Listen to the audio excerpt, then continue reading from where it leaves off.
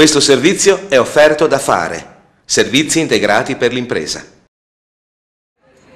La fragranza ed il sapore del frutto primaverile che dà il nome alla manifestazione sono il vero motivo del successo della Festa della Fragola, giunta ormai alla 32esima edizione.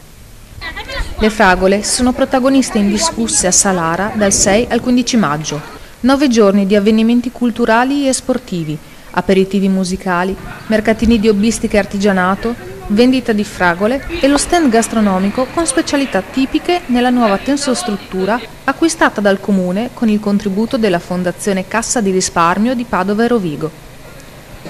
Domenica 8 maggio è stata la giornata clou. Fin dal mattino, apertura del mercatino dell'hobbistica, dell'artigianato e dell'antiquariato e dell'esposizione vendita di fragole di produzione locale.